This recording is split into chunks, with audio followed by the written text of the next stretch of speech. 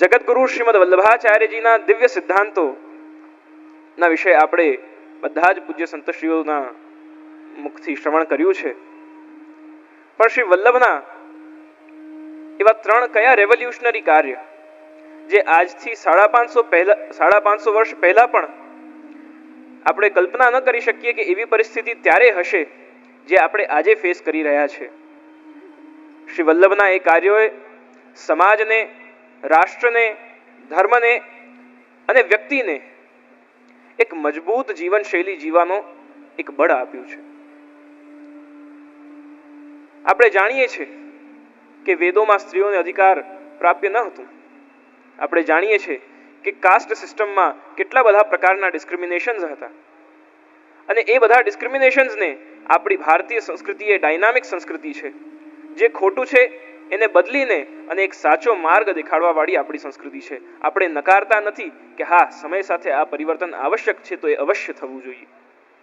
શ્રી વલ્લભાધીશ મહાપ્રભુએ પોતાની પરંપરામાં આ જ સિદ્ધાંતને અપનાવી without any discrimination of caste, creed, colour, gender, ક્યાંથી એ વ્યક્તિ બિલોંગ કરે છે, without any kind of discrimination, Jagadguru Shrimad Vallabhacharya Mahaprabhuji has given the right to each and everyone who wants to love Shri Krishna, who wants to devote themselves to Shri Krishna. જે સંપૂર્ણ સમર્પણ કરવા માટે તૈયાર છે, એ પછી કોઈ પણ વર્ણનો હોય, વર્ગનો હોય, વ્યવસ્થાનો હોય, વ્યવસાયનો હોય, સ્થાનનો હોય, કેવો પણ વ્યક્તિ જેને શ્રી કૃષ્ણથી પ્રેમ છે એને અધિકાર છે કે એ કૃષ્ણની ભક્તિ કરી શકે છે. આ અધિકાર આપવા માટે સૌથી મોટું જો કોઈ ક્રાંતિકારી કાર્ય થયું હોય તો એ જગતગુરુ શ્રીમદ વલ્લભાચાર્ય મહાપ્રભુજીએ કર્યું છે. સ્ત્રી શુદ્રાદિક દિદક્ષમઃ અંગીકૃત્યૈવ વિધાઉટ એની ડિસ્ક્રિમિનેશન બ્રહ્મ સંબંધ થયો અને જીવ ભગવાનની પ્રાપ્તિ માટે તૈયાર બન્યો. ત્યારબાદ બીજું રેવોલ્યુશનરી કાર્ય જે જગતગુરુ શ્રીમદ વલ્લભાચાર્ય મહાપ્રભુજીએ કર્યું, તેમાં આપણે આજે જોઈએ છે કે કેટલા બધા પ્રકારથી આપણે જુદા જુદા ફાટાઓ, સનાતન હિન્દુ ધર્મમાં જ કેટલા જુદા જુદા ફાટાઓ પડ્યા છે.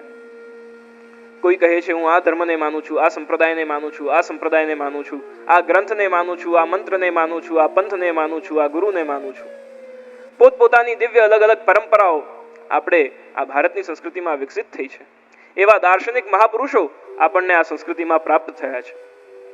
અને એમાં એક એવા કાળમાં જ્યાં બધા જ પોતપોતાના જુદા જુદા માર્ગ લઈને ચાલી રહ્યા છે, ત્યારે જગતગુરુ શ્રીમદ વલ્લભાચાર્યજીએ સમાજને, મનુષ્ય જીવનને, જીવન શૈલીઓને, કલાને, સંગીતને બધું જ એકમાં આવરીને એક એવો માર્ગ આપ્યો કે જ્યાં સૌથી પહેલી કેટેગરી શું હોવી જોઈએ, ક્વોલિફિકેશન શું હોવું જોઈએ.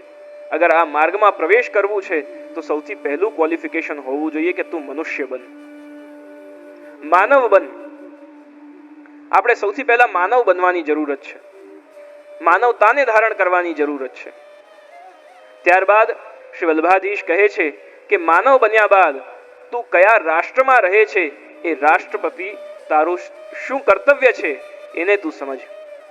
પહેલા તું માનવ છે, ત્યારબાદ તું કયા રાષ્ટ્રમાં રહે છે એ રાષ્ટ્ર પ્રત્યેનું તારું કર્તવ્ય. આપણે સૌ ભારતીય છે, આ ભારતની અસ્મિતા આપણે સૌ જીવીએ છીએ. તો આપણે પહેલા તો માનવ છીએ, ત્યારબાદ આપણે ભારતીય છીએ, ત્યારબાદ આપણે હિન્દુ બનીએ છીએ. જો રાષ્ટ્ર હશે અને રાષ્ટ્ર પછી જો ધર્મયુક્ત બનશે તો એની જીવાની મજા જ કઈ અલગ હશે. કેટલી બધી સમસ્યાઓ, કેટલી બધી તકલીફો જો રાષ્ટ્ર ધર્મ સાથે ચાલે તો કેટલી તકલીફો એમ સરળતાથી જતી રહે છે. તો પહેલા મનુષ્ય, ત્યારબાદ આપણે કયા રાષ્ટ્રના નિવાસી છીએ, ત્યારબાદ આપણે હિન્દુ સનાતન વૈદિક ધર્મના એક હિન્દુ તરીકેના, એક સનાતની તરીકેના આપણે એક એના ફોલોવર છીએ. અને હિન્દુ થયા બાદ આપણે સ્ફટિકની માલા ધારણ કરીએ છીએ અને કુમકુમનો ટીકો લગાવીએ છીએ. તો એ કઈ પરંપરા? આપણે ત્રિપુંડ ધારણ કરીએ અને રુદ્રાક્ષની માલા ધારણ કરીએ તો એ કઈ પરંપરા? આપણે ઉર્ધ્વપુંડ તિલક ધારણ કરીએ અને તુલસીની માળા ધારણ કરીએ તો એ કઈ પરંપરા? હિન્દુ સનાતન વૈદિક ધર્મના અંતર્ગત જે ભિન્ન ભિન્ન ઉપાસના પદ્ધતિઓ છે, શૈવ શાક્ત વૈષ્ણવાદી પદ્ધતિઓમાં જીવન જીવવાની કલા શ્રી વલ્લભાજી શીખવાડે છે કે તું માનવ છે, ભારતનો વાસી છે, ત્યારબાદ તું હિન્દુ છે અને પછી વૈષ્ણવ છે. તો આ બધું થયા બાદ વૈષ્ણવતા આવે છે. તો આપણે સૌ જાગૃત બનવાની આવશ્યકતા શ્રી વલ્લભાધીશે આપણને સૌને જાગૃતિ પ્રદાન કરી. અજ્ઞાનતિમિરાંધસ્ય જ્ઞાનાંજન શલાકયા. કેવું અજ્ઞાન દૂર કર્યું કે ભાઈ ઝઘડવાનું બંધ કરો. તમે જુદા જુદા નથી, તમે ભારતીય છો, તમે હિન્દુ છો. સંગઠિત થાઓ, એક સાથે મળીને પોતાની વિલક્ષણ પરંપરાઓને જીવીને અને આ રાષ્ટ્રનું ઉત્કર્ષ વિચારો. આવી દિવ્ય પરંપરા અને આવો સિદ્ધાંત જગતગુરુ શ્રીમદ વલ્લભાધીશે આપ્યો. ત્રીજો સિદ્ધાંત જગતગુરુ શ્રીમદ વલ્લભાચાર્યજીનો જે આપના રેવોલ્યુશનરી વિચારોને દર્શાવે છે, એમાં ગ્રહે સ્થિત્વા સ્વધર્મતઃ.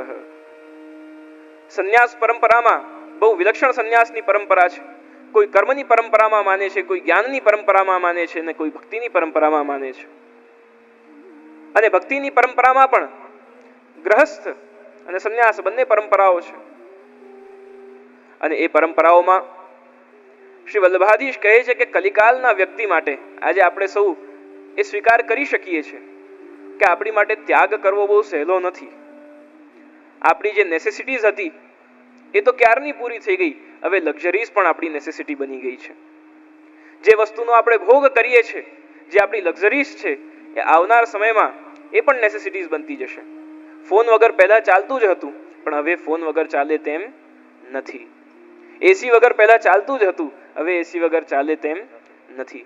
તો આપણી જે ભૂતકાળમાં લક્ઝરીઝ હતી એ હવે નેસેસિટીઝ બની છે. અને હવે જે આપણે લક્ઝરીઝનો અનુભવ કરીએ છીએ એ આગળ જઈને નેસેસિટીઝ બનવાની છે. તો મનુષ્યની ચાહના એ ક્યારેય પૂરી થતી નથી. શ્રી વલ્લભ કહે છે કે કુછ છોડના નહીં है, कुछ तोड़ना नहीं है, केवल और केवल अपने आप को उसकी ओर मोड़ देना है.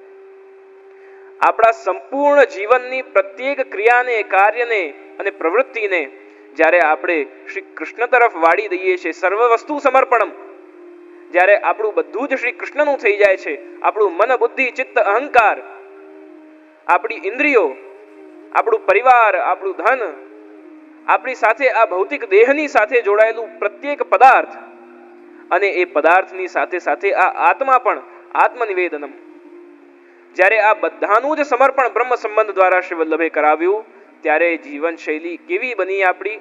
તો ત્યારે ઘરમાં રહીને બધું જ ભોગવતા ભોગવતા આપણે કહી શકીએ કે આ બધું અમે ભોગવીએ છીએ ખરા, પણ અમે માલિક નથી. માલિક તો શ્રી કૃષ્ણ છે. તો માલિકપણું હટ્યું, અહંકાર ઘટ્યું અને હરિ પ્રગટ્યા. હું હટે તો જ હરિ પ્રગટે. તો અહંકારનું નાશ કરી અને શ્રી વલ્લભે આપણને સૌને, જ્યાં આપણે નામ બદલવાની, ઘર છોડવાની, વેશ બદલવાની કોઈ આવશ્યકતા ન પડે, કેવલ અને કેવલ પ્રભુના ચરણ કમલના ચિહ્ન રૂપ તિલક મસ્તક પર ધારણ કરીએ. દીક્ષા લઈએ ત્યારે તુલસી, એવી વિષ્ણુ પ્રિયા તુલસી આપણે કંઠમાં ધારણ કરીએ અને કૃષ્ણના પ્રિય બની જઈએ છીએ. જેવા છે, જ્યાં છે, જેમ છે તેવા શ્રી કૃષ્ણના થઈ જઈએ. જૈસો હું તૈસો તિહારો શ્રી વલ્લભ. તો આ ત્રણ વિલક્ષણ વાતો જગતગુરુ શ્રીમદ વલ્લભાચાર્યએ આપણને આપી છે. અને હું ખૂબ પોતાની જાતને ભાગ્યશાળી માનું છું કે મારી પસંદગી શ્રી વલ્લભે પોતાના કુલમાં જન્મ લેવા માટે કરી છે. આજે હું ગર્વ કરી શકું છું કે શ્રી વલ્લભનું રક્ત મારી અંદર વહે છે. અને એ ગર્વ છે તો એવો ગર્વ આપને પણ હોવો જરૂરી છે કે આપણા ગુરુ, હું બિંદુ સૃષ્ટિમાંથી આવું છું તો આપ સૌ નાદ સૃષ્ટિમાંથી આવો છો. આપ સૌના કાનમાં જે વલ્લભની વાણી પડી છે એ આપ સૌના ભાવને, પ્રેમને અને ભક્તિને ઉદ્દીપન કરવા વાળું એવું ભયો બ્રહ્મનાદ ઉઠત આહ્લાદ જહાં તહાં બ્રજઘોષ રત્ન સબ ભય સબ ત્યાગી એસી બંસી બાજી. તો એવા શ્રી વલ્લભ જ્યારે કૃપા કરીને આપ સૌને પોતાની શરણાગતિ, શ્રી ગોવર્ધનધરની સેવા, અદેય દાન એવું શ્રી ગોવર્ધનધરનું જ્યારે આપણને કરે છે, ત્યારે આપણી કૃતજ્ઞતા શ્રી વલ્લભના ઉત્સવના દિવસે તો આપણે વ્યક્ત કરવી જ જોઈએ. અને મને લાગે છે કે બધા જ વૈષ્ણવો નાદ સૃષ્ટિ, બિંદુ સૃષ્ટિ અને સનાતનની આ પરંપરાના અને રાજકીય પરંપરાના બંને તરફથી જ્યારે જે ધર્મ ચલાવે છે અને જે રાષ્ટ્ર ચલાવે છે, બંને પક્ષો પણ જ્યારે એકત્રિત થાય અને એની સાથે સાથે જ્યારે ભક્તિનું આ સમૂહ એકત્રિત થાય છે ત્યારે મને લાગે છે કે આનાથી વિશેષ શ્રી વલ્લભાધીશને કોઈ ભેટ હોઈ શકતી નથી. એક શાયર ખૂબ સુંદર વાત કહે છે કે શ્યામ ભઈ પર શ્યામ ન આए, श्याम भई पर श्याम न आए और श्याम बिना कैसे श्याम सुहाए. શ્યામ ભાઈ સાંજ થઈ છે, આ સુંદર રૂડી સાંજ છે, એકાદશીની શ્રી વલ્લભની પ્રાગટ્યની આ સાંજ છે. શ્યામ ભાઈ પર શ્યામ ન આए और श्याम बिना कैसे श्याम सुहाए. व्याकुल मन हर श्याम से पूछे कि श्याम बता क्यों श्याम न आए. फिर श्याम ने એટલે કે સાંજે श्याम ने श्याम का श्री कृष्ण का राज बताया. श्याम ने श्याम का राज बताया. श्याम ने क्यों कर श्याम को पाया. तो श्याम ने श्याम के रंग में रंग कर अपने आप को श्याम बनाया. આ ભક્તિ પરંપરામાં એના રંગમાં રંગાઈ જઈએ, એ જેવો છે એને જે ગમે એને જે ભાવે તે અનુસાર આપણે જ્યારે જીવન જીવતા થઈ જઈએ છે ત્યારે આપણી સેવાના માધ્યમથી શ્રી વલ્લભને આપણે ભેટ અર્પણ કરીએ છીએ. તો પુનઃ પુનઃ જગતગુરુ શ્રીમદ વલ્લભાચાર્ય મહાપ્રભુના આ દિવ્ય પ્રાગટ્ય મહોત્સવના પ્રસંગે આજે આપ સૌની વચ્ચે ઉપસ્થિત થઈ અને આવતીકાલથી વિદેશની ધર્મયાત્રા પ્રારંભ થઈ રહી છે. કેનેડા અને અમેરિકાના ભાવિક ભક્તોને, વૈષ્ણવોને અને હિન્દુ પ્રેમી જનોને સંબોધિત કરવાનું કાલથી સત્ર પ્રારંભ થશે. તો એ ધર્મયાત્રા પહેલા આપ સર્વના દર્શન કરીને અને શ્રી વલ્લભે મને ઉર્જા આપી છે કે હવે તું કરી શકીશ અને તારામાં સામર્થ્ય છે કે આ ધર્મનો ધ્વજ તું આગળ લઈ જઈ શકીશ. હું બસ વલ્લભને એટલી જ વિનંતી કરું કે સદા આપ સર્વેનો સ્નેહ, સદા મારે પૂજ્ય બનવાનો કોઈ શોખ નથી, મને પ્રિય બનવું છે. આ મારા હૃદયના ભાવ છે. પૂજ્ય તો જલ્દી બની જવાય છે પણ પ્રિય બહુ જલ્દી બનાતું નથી અને પ્રિય એ જ બની શકે જે હૃદયમાં વસે. આપ સર્વેના હૃદયમાં શ્રી મહાપ્રભુજી વસશે તો આપોઆપ હું પ્રિય બની જઈશ. એવા ભાવ સાથે પુનઃ મારા વાકસુમનોને, મારા ગુરુચરણ, મારા તાતચરણ એવા શ્રી વલ્લભાધીશના ચરણકમલોમાં આપ સર્વે વૈષ્ણવજનોના, વલ્લભીય વૈષ્ણવજનોના હૃદયમાં બિરાજતા શ્રી વલ્લભ પ્રભુના ચરણોમાં મારા વાકસુમનો સમર્પિત કરી આપ સર્વેને આ દિવ્ય મહોત્સવની ખૂબ ખૂબ વધાઈ, શુભકામના, મંગલ આશીર્વાદ આપી અને મારા શબ્દોને હું પ્રભુ ચરણોમાં સમર્પિત કરું છું. શુભમ ભવતુ, કલ્યાણ.